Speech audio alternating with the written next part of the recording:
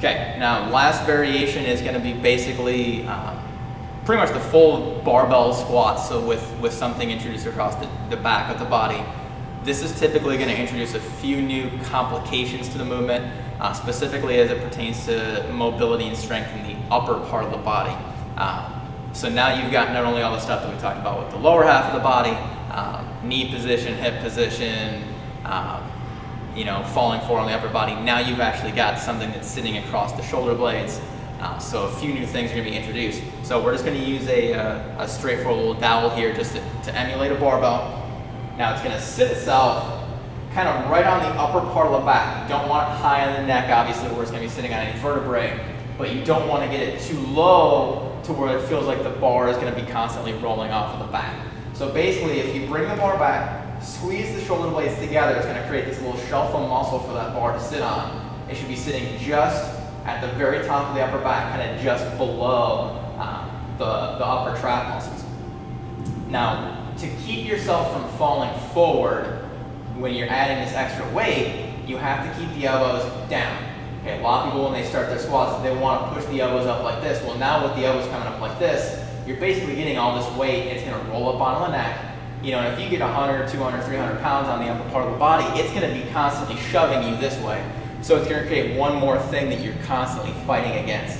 That's why when you see a lot of people get to the bottom of a squat when they're using a barbell, you know, when they get down here to try and fire themselves up, they want to push into the bar. Well, the problem is they're pushing, flaring the elbows up, so that's why you see a lot of people either miss their squats because they get stuck down here, or they do this real half-ass good morning to get the weight up. And so that's when you run into, oh, squats hurt my lower back, yada, yada, yada. It's typically just because there's some issues with the technical part of it. So you're constantly pushing, trying to keep the elbows, if you can, directly underneath the bar. For some people, that necessitates not taking a full grip with the thumbs over, but actually taking a little bit of a false grip. Seems to, for some people, draw the elbows up a little bit tighter.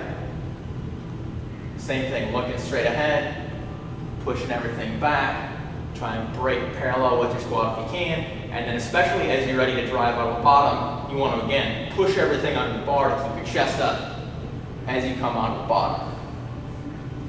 Okay, so she's going to be working on the full barbell squat now, so she's going to be bringing the weight. Typically you want, obviously, the hand space at least a little bit wider than the shoulder width, but as narrow as you can, so it's going to help you maintain a nice tight arch in the lower back, so the shoulder blades should be relatively squeezed together right up in through here, and that creates just this little shelf of muscle rather than bone for the bar to be sitting on.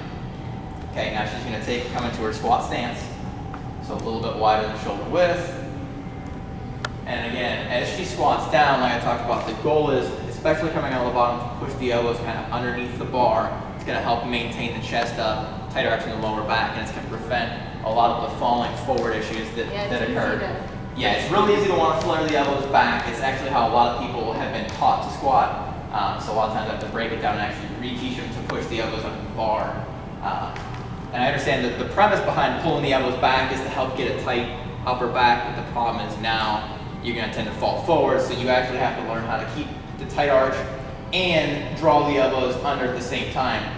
It requires some flexibility, mobility through the anterior delts. And if someone has real poor thoracic or mid-back mobility, this can be kind of tricky.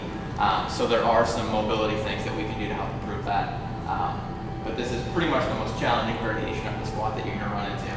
To dump the bar too. Right, yeah, if your elbows flare up, especially if you got a lot of weight on it, you know, if you pull the elbows back this way when you're at the bottom of a squat, you know, all it's going to do is it's basically like me taking, you know, 100 pounds of pressure and pushing you forward.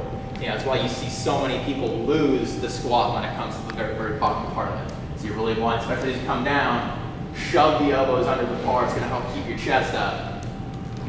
Go ahead.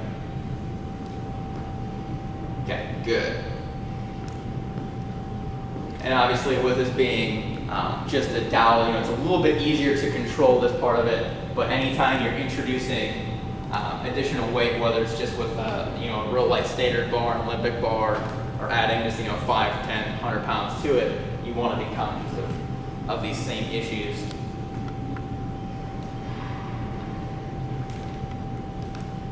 And again, there's just that little bit of a pelvic tilt at the bottom.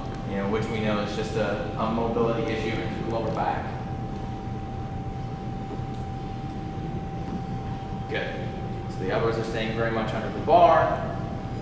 And she's able to do it with her thumbs fully around the bar. So some people need to take a false grip, bring the thumbs down that way, and that will also relieve some of the pressure on the thoracic part of the spine.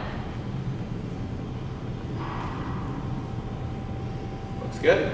All right.